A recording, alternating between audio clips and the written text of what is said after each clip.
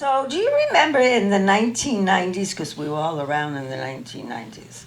Some years, I can't say that, but in the 1990s, it was very popular to have this WWJD bracelets. What would Jesus do? It was really big. Everybody was wearing them. I think even people had no idea what it stood for. And I remember when they were around and I was thinking, well, what would Jesus do? And how do we know what Jesus would do? Did anyone ask him? Did they interview him? Did they tape him when he was talking? When you think about it, he didn't speak in the language that we read now.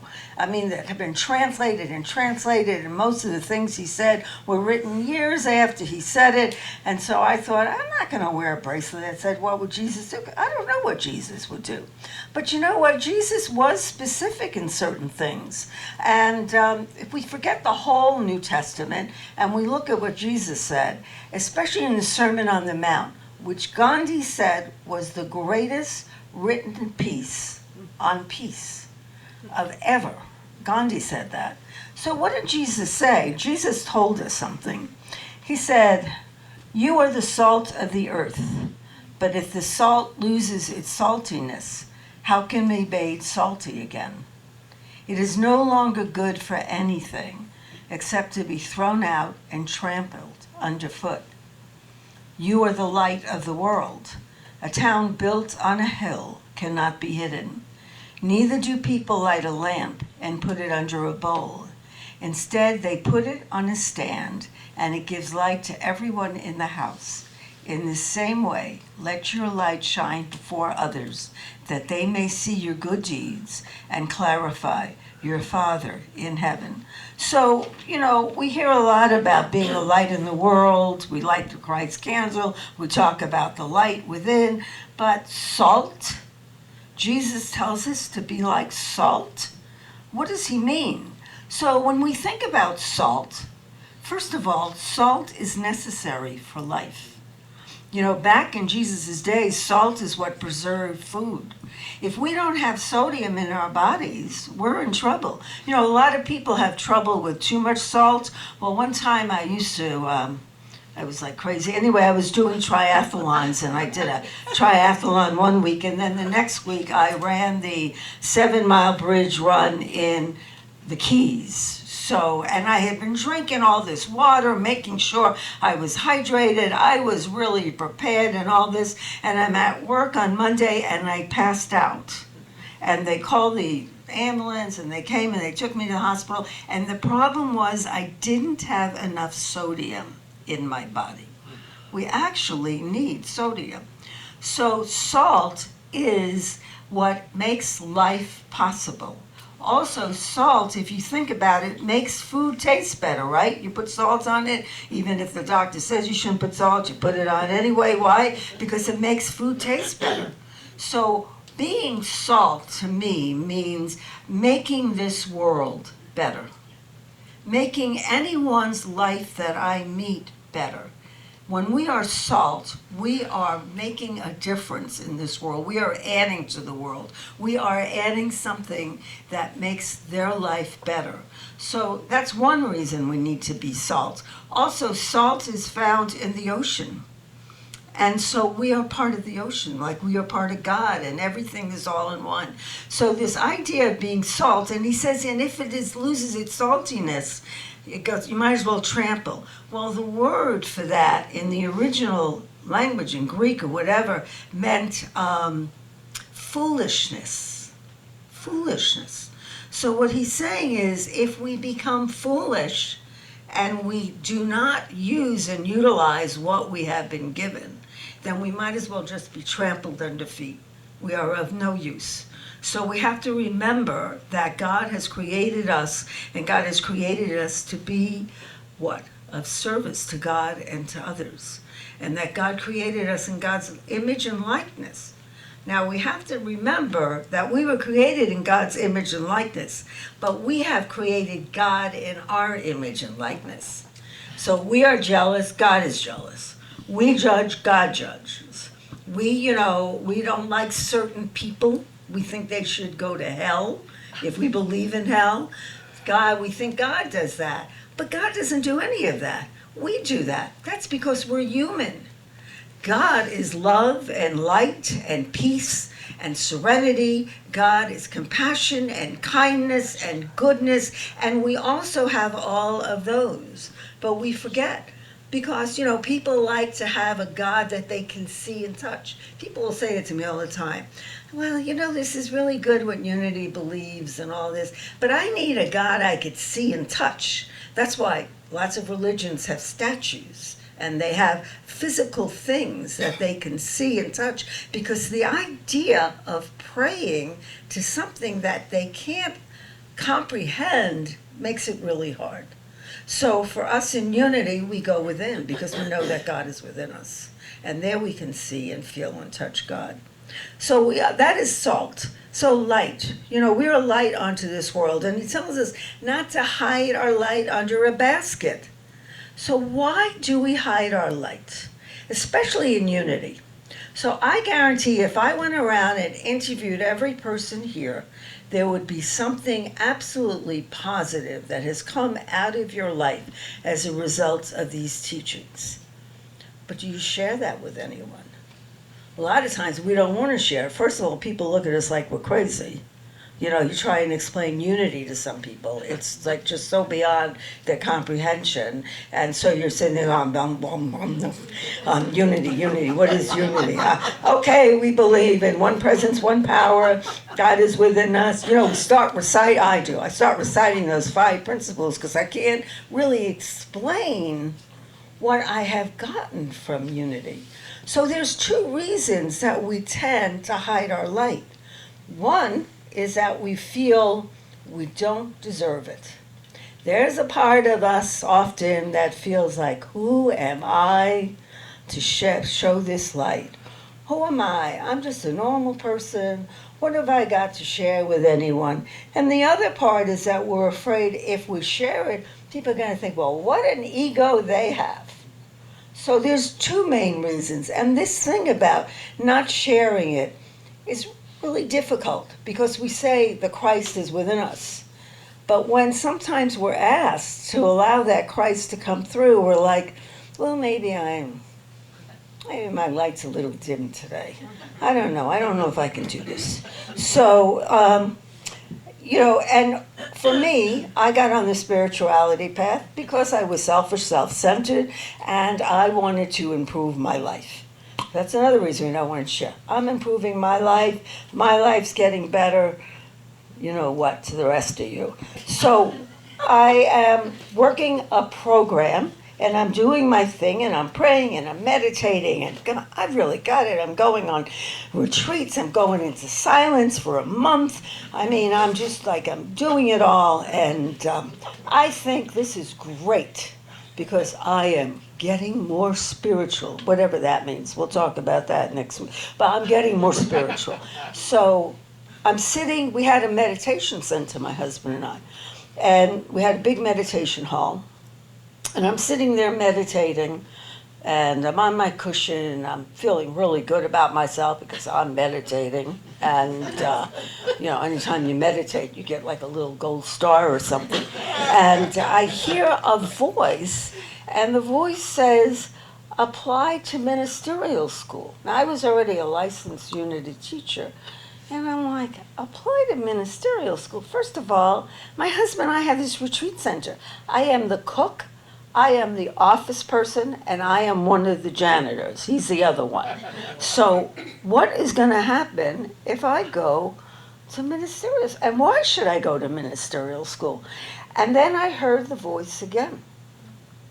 And I'm like, this must be a message for someone in the next town. And it just didn't get that far. It landed here because this couldn't possibly be my message, because it was the last thing in the world I was going to do. And I heard it a 3rd time. And I have learned that when I hear something 3 times, it's like, Samuel, God calls him 3 times. And when I hear something 3 times, I better pay attention. So I think, well, it doesn't say go to ministerial school. It says apply to ministerial school. Well, the chances are I'm not going to get in anyway. So I tell my husband, I go, I'm going to apply to ministerial school. And he says, you're going to do what? we have this retreat center. I said, it doesn't say go, it says apply. So this is lesson for me. This is for my growth. Again, me. So I apply, thinking, that's it.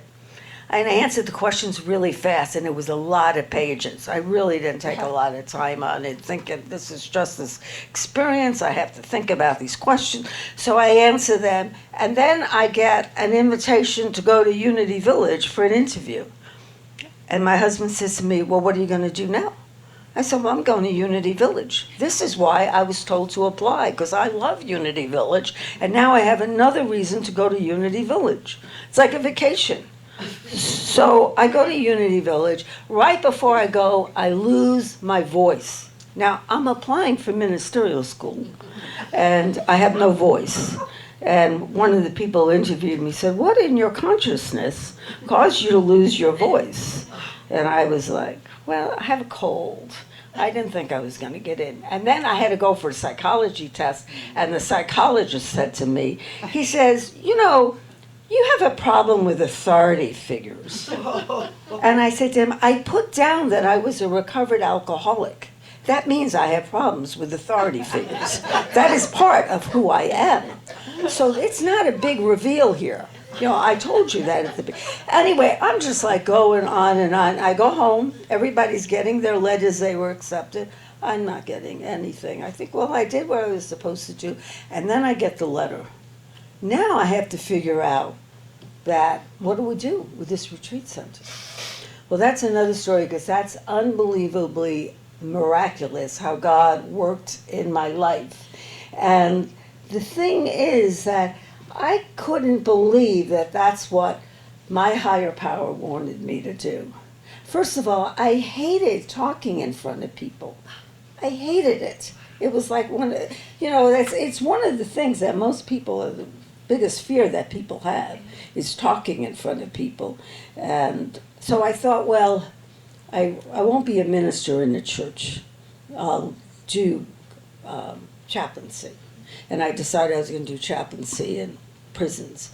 So year and a half I'm going through school. I'm not going to be a minister. I'm not going to be a minister in a church. Blah, blah, blah. I'm telling God, because I know what's best for me, that I'm not going to do this. And then I'm in Washington, D.C. in a class trip, and it was really obvious this is what you're going to do. And then I'm like, oh my gosh, I haven't been paying any attention in class about what to do as a church minister. What am I going to do? Anyway, God takes care of everything. So for me, it was like, who am I to answer this call? Most of the people I was in school with, they had had these major things, from the time they were young. And I was like, who am I to do this? And then I heard a voice say, who are you not to do this? And that goes for each one of us. Who are we not to pass a message of what we have been given in life? Who are we not to do that? We are all created in the image and likeness of God. That light is within us. If we hide that light, Jesus tells us, what good are we in this world if our light is hidden? So that is one thing. And then the other thing is, you never want to sound like you are preaching. I never want to sound like I'm preaching, especially when you're talking to people. And I found when people would say to me, what do you do for a living? I would be like, if I say minister, I get a couple of reactions from some of my Catholic friends right away. They say, I'm Catholic. Like, don't preach to me. And I'm like, that's fine. You can be Catholic. I don't care. You can be anything you want to be. So I I used to work 2 jobs, and I would always give them what my second job was, because I didn't want to say I was a minister, because that way brought it. So we have these things. It is our own self-doubts. It is our own thinking that somehow if we act small, that then we will be practicing humility. And that's such a great trait. But humility is not being smaller than we are. It isn't practicing being smaller than we are. Humility is not thinking better or worse of ourselves. It is realizing that we are who we are. And whether we make ourselves smaller or bigger, it is the same thing. You see, there's two sides to the coin of pride. One is pride where you go around boasting, and the other is this thing that we're not good enough. You know, it's the same thing. It is another aspect of pride. So one of the reasons that we have trouble being salt and light in this world is because we don't think that we have the right to do that. We think that somehow, but Jesus doesn't say in Sermon on the Mount, he doesn't say you will be salt and light. He doesn't say that. He says you are salt and light. See, you are salt and light. You don't have to do anything to be salt and light. You just have to realize that you are salt and light. So you ask yourself, how can I help this world? How can I be better? How can I be a better person in this world so that when people come in contact with me, they can feel something, even if they don't know what it is. And so every day when we get up, we should ask ourselves, how can I be salt and light in this world? How can I be a better person? How can I be to carry this message, you know, to everyone that I see, to be of maximum service to God and to others? There's always a thing going around unity, that unity is one of the best kept secrets. That's why a lot of unity churches are small. We're one of the best kept secrets. We have a great thing in unity. How many, I'm not going to ask you to raise your hand, but I bet you most people here have had their life made better because of unity and because of these teachings. I bet you, raise your hands. Yeah, everyone. Yeah. Most people who come to unity realize that their life is made better. They are a better person, and yet we hide this. So they've done studies, and the way you grow a church is not through marketing. It's not through advertising. It's great having special events to bring people in, but you bring it from attraction. When people see something in you and they go, why are they like that? Why is she always happy? Why is she always positive? Doesn't she know how bad the world is right now? She's walking around like Pollyanna, blah, blah, blah, blah, blah. You know, why? But when they find out that there are these teachings which have changed our lives, have allowed us to go through difficulties that most people cannot go through, and come out on the other side. Because whether we come through the other side with good news or not, God gives us the strength to get through it. You see, that is what we know in unity, that God gives us the strength, that God works through us and as us, and allows us to go through whatever life brings our way. Now, isn't that something you want to go spread? Talk about the good news. You know, they say the gospel means the good news. Jesus' teachings mean the good news. Well, unity has good news. And yet we seem to not want to spread it because what will people think of us? So I invite you to close your eyes for a minute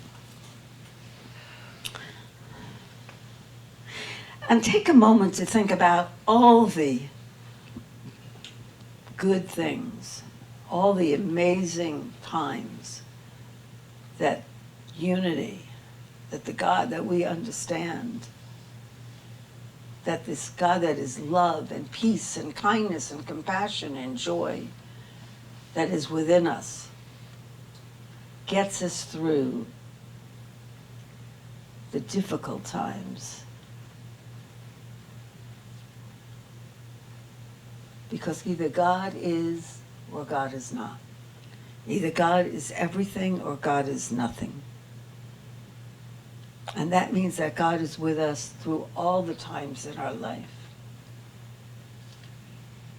God never deserts us because God is us. So the next time someone asks you, why are you so happy?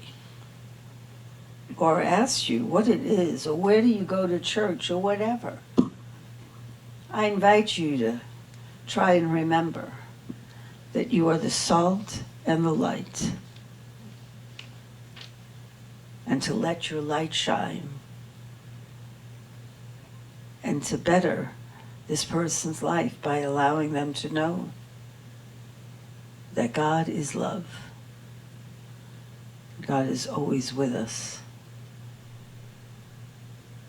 And for that, we are always grateful. And we say thank you. Amen.